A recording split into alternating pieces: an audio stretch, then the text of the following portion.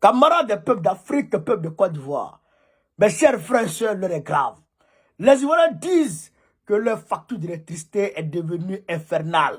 C'est passé du simple au double. Il y a même un blanchisseur, quand il a reçu sa facture de 4 millions de francs CFA, frère, le gars, il a fermé sa blanchisserie et il l'a mis dedans.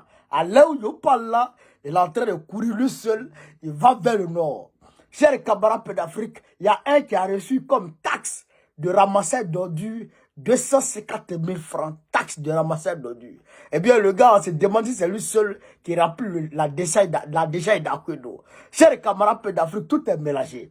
Mais on va poser la question ici, à travers un journaliste pimpant, au ministre, porte-parole du gouvernement, pour comprendre pourquoi cette augmentation abusive, cette flambée sauvage des factures d'électricité des Ivoiriens. Chers camarades d'Afrique, on va l'écouter et vous et moi, on va décortiquer. Bien évidemment, on est parti. Bonjour Monsieur le ministre, je suis Cyprien Kwasi, journaliste à Abidjan.net. Monsieur le ministre, vous l'avez dit tout à l'heure, la Côte d'Ivoire est à un taux de couverture d'électrification de 86%. Félicitations déjà. Mais aujourd'hui, la réalité c'est que, Monsieur le ministre, avoir l'électricité à la maison, chez soi, sans faire pleurer l'Ivoirien lambda. D'autant plus que, Monsieur le ministre, je n'entrerai pas dans certains débats, je dirais que les taxes de redevance RTI et les timbres d'État qui restent fixes sur nos factures d'électricité, et au-delà de ça, d'autres taxes, en l'occurrence les redevances de ramassage d'ordures ménagères, l'électrification rurale, grimpent chaque jour, ce que fait pleurer l'Ivoirien lambda. Monsieur le ministre, alors, qu'est-ce qui explique cela? Pourquoi les taxes grimpent? Et aussi, la Côte d'Ivoire qui produit et vend l'électricité à certains pays de la sous-région. Pourquoi aujourd'hui, en Côte d'Ivoire, l'électricité est si chère? Merci, Monsieur le ministre. Merci. Je sais qu'en toile de fond, il y a la question de l'augmentation des 10%, donc je préfère qu'on en parle tout de suite, puisque nous parlons d'électricité.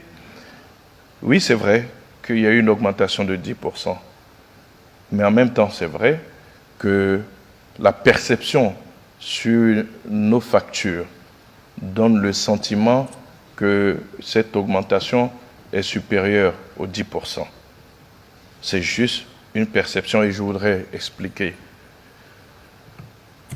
Le mois de mars est en général le mois où nous avons un pic de chaleur.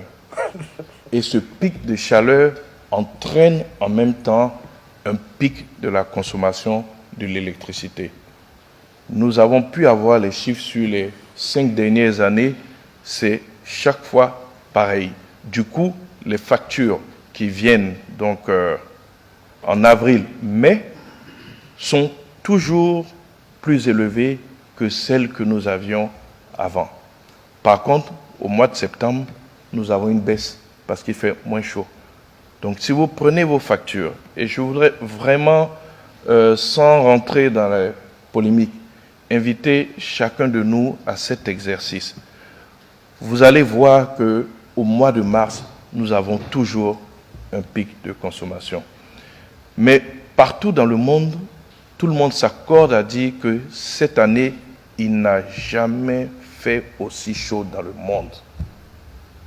Combien d'entre nous, pour ceux qui utilisent les climatiseurs, n'ont pas eu l'impression que leur climatiseur était en panne tant il rafraîchissait à peine leur pièce? Parce qu'en période de chaleur, tous nos appareils électroménagers souffrent. Ils fournissent plus d'efforts. Il y a une demande en énergie qui est plus élevée. C'est tout cela qui fait augmenter véritablement notre consommation. Donc, ce que je veux dire, c'est que qu'il y ait eu cette augmentation de 10% ou pas, dans tous les cas, nous aurions eu une augmentation sur nos factures. Maintenant, il y a eu cette augmentation et le sentiment que nous avons, effectivement, quand nous ne faisons pas donc ce recul, c'est que la compagnie ivoirienne d'électricité a augmenté plus qu'il n'en fallait. C'est nos habitudes de consommation qui ont changé. Nous allumons plus souvent nos différents appareils, que ce soit les ventilateurs ou alors les climatiseurs. Nos appareils électroménagers demandent plus d'énergie à cause de la chaleur autour, que ce soit les réfrigérateurs ou les congélateurs, etc., pour ceux qui en ont. Ce qui a été noté pour cette année, c'est que les ménages qui ont environ des 5 ampères, donc comme abonnement, ont eu une augmentation de consommation d'environ 16%. Si vous ajoutez dessus les 10% d'augmentation, ça fait 26%. Si vous prenez ceux qui ont 10 ampères et plus, ils ont une augmentation donc de leur consommation due à ce changement d'habitude de consommation qui tourne autour de 40%, dont 36 à 40%. Si vous ajoutez les 10%, ils se retrouvent facilement à 46-50%. Donc ceux qui disent qu'ils ont eu une augmentation d'environ 50%, ils n'ont pas tort.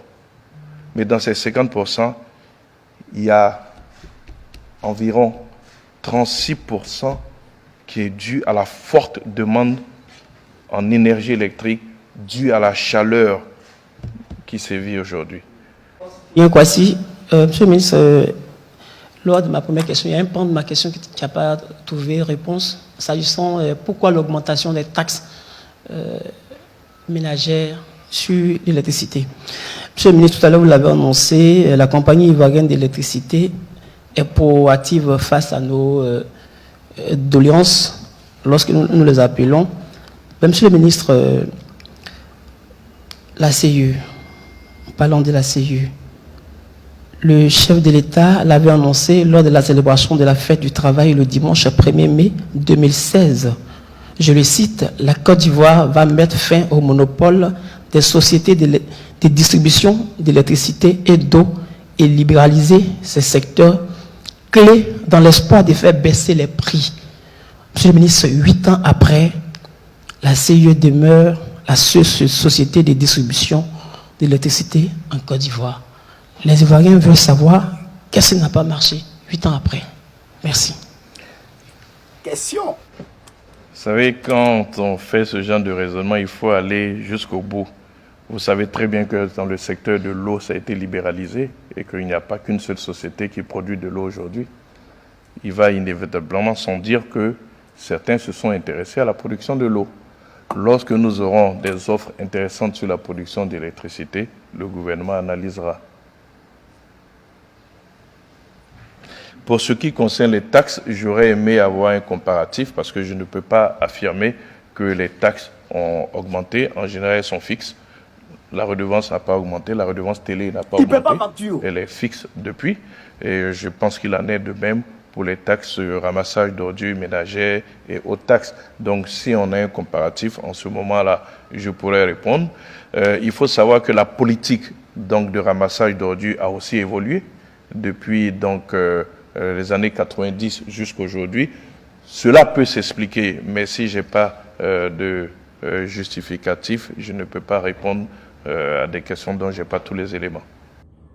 Il ne paie pas facture. Il ne peut pas savoir que la taxe de ramassage d'ordures a augmenté. Il ne peut pas savoir. Artefact Sara. Ils ne paient pas facture. Ils sont exonérés. Le ministre de Côte d'Ivoire. Ils ne paient pas facture d'eau. Ils ne paient pas électricité. Ils ne paient pas manger. Ils ne paient pas maison. Ils ne paient rien. Et pourquoi ils prennent les filles là? Ils entretiennent les influenceuses là. Camarade peu d'Afrique. Qu'est-ce qu'on a fait à Dieu pour avoir ce genre de gouvernement à la tête de notre État? Moi, c'est la question que je me pose. Hein. Qu'est-ce qu'on a fait à Dieu pour avoir un tel gouvernement à la tête de notre pays? Comment? Qu'est-ce qu'on a fait à Dieu?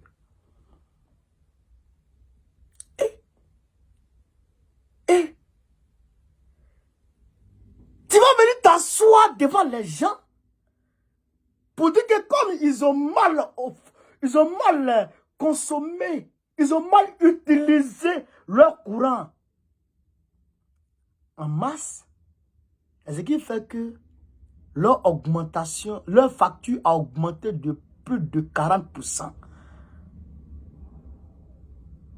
C'est quoi ça? C'est quoi ça? C'est le même ventilateur. Ou c'est le même climatiseur. C'est le même climatiseur. C'est le même frigo. C'est la même télé. Mars là, c'est pas vacances. Même s'il y a quelques jours de vacances, mais Mars c'est pas vacances. Mars ça travaille. Les gens sortent le matin, ils reviennent le soir. Ils sortent le matin, ils reviennent le soir. Abidjan là, moi je demande sur le ventilateur. Mon ventilateur c'est 360 jours où j'allume. Même s'il pleut, même s'il fait froid. Ici, à froid, c'est 19 degrés. Tu allumes un peu, sur toi. La consommation, ta consommation, il y a une fourchette.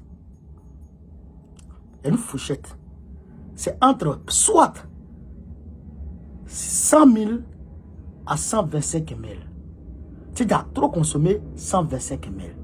Si tu as moins consommé, 110 000, 115 000, au moins 90 000, 98 000, avec les mêmes appareils. Même si même si tu as mal utilisé comme dans le mois de mars, peut-être ça a trop débordé 150 000. Tout au plus 150 000, on peut dire ouais, c'est compréhensible. Plus votre augmentation de 10%, 200 000. C'est chaud, mais non, 10% même pas les cas, 200 000. 127 000, 110 000, 110 000, ça va. D'accord? Mais, je vais dire 140, 100, maximum 125 000, ça prend 125 000. Mais, multiplié par 4, il y en a leur facture multiplié par 4. Je dois dire, sa facture est IPS 110, 115, 120. Il arrive à 400 000. C'est multiplié par 4. Sa facture.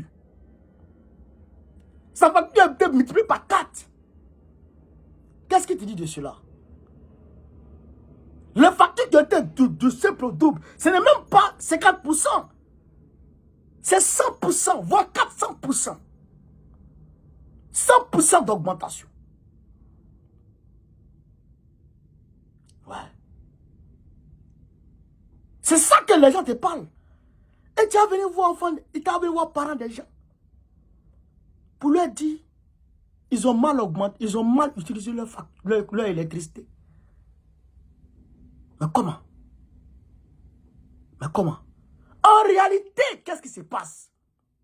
Et ça, je vais faire une vidéo tout à l'heure pour vous expliquer ça. Quand il n'en va plus, je vous expliquer ça. Qu'est-ce qui se passe? La Côte d'Ivoire, là, quand l'échéance de la dette arrive, où elle doit payer la dette par an, là, quand ça, par mois ou par an, quand ça arrive là, si elle a payé la dette, elle ne peut plus payer les fonctionnaires. Si elle paye les fonctionnaires, elle ne peut plus payer la dette. Donc, elle a oublié d'aller s'endetter pour venir payer les fonctionnaires. Elle pour venir soit payer les fonctionnaires ou payer la dette. C'est pourquoi Draman Ouattara augmente les factures pour pouvoir se donner une bouffée d'air.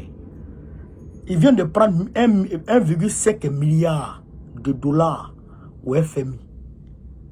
Il vient de prendre 1,5 milliard de dollars au FMI cette année, ce mois-ci. Aujourd'hui, d'hier à aujourd'hui. Il vient de lever ça sur le marché international, au FMI. Le pays va mal, hein. Si on ne se lève pas le pays là, au nom de Dieu, ils vont saisir tous nos biens à l'étranger. Parce que on sera livré bientôt au fonds vautour. Les fonds vautours, ils ne rigolent pas, hein. Et ils saisissent tes biens, hein. Si tu as un défaut de paiement, ils saisissent tes biens. Ils saisissent tes biens. C'est gâté sur toi. Voilà la réalité, chers camarades. C'est pourquoi tout augmente sur vous. C'est pas facture seulement qui augmente. Au moins si c'est facture seulement qui augmente, on peut dire oui. Mais c'est pas facture seulement, c'est tout qui augmente. Et maintenant, on parle des monopoles. Et dès qu'ils vont libérer le marché, la CE n'aura pas le monopole. C'est-à-dire que la France n'aura pas, Bouygues n'aura pas le monopole de la vente de l'électricité en Côte d'Ivoire. il esquive, il dit non, c'est parce que jusqu'à présent, il n'y a pas des entreprises qui sont intéressées à la distribution de l'électricité en Côte d'Ivoire. 36 millions, 35 millions de personnes. Quelle entreprise de vente d'électricité ne va s'intéresser à ce marché? Un marché de plus de 30 millions. Un marché de plus de 30 millions. Les bailleurs ne vont pas s'intéresser à ce marché-là. Ils nous prennent pourquoi même? Ils nous prennent pourquoi? Même 5 millions de personnes, même 1 million de personnes. Mais les entreprises vont courir derrière ce marché.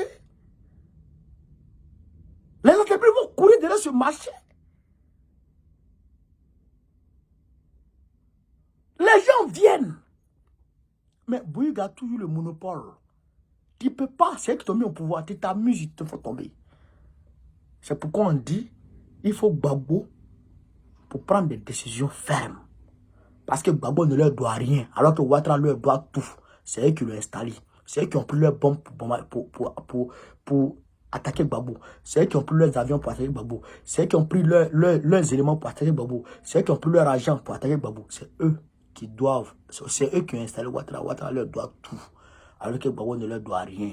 Celui qui ne leur doit rien, c'est lui qui peut gérer le pays. C'est lui qui peut leur dire merde, dégagez. Donc c'est pourquoi nous on se bat pour que Gbagbo vienne. C'est pour le bonheur des Ivoiriens. Nous avons besoin de Gbagbo pour une Côte d'Ivoire prospère. Gbagbo a besoin de nous. Aidons Gbagbo à nous aider.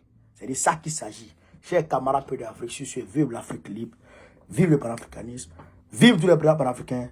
Gbagbo, président Biko en 2025, Inch'Allah.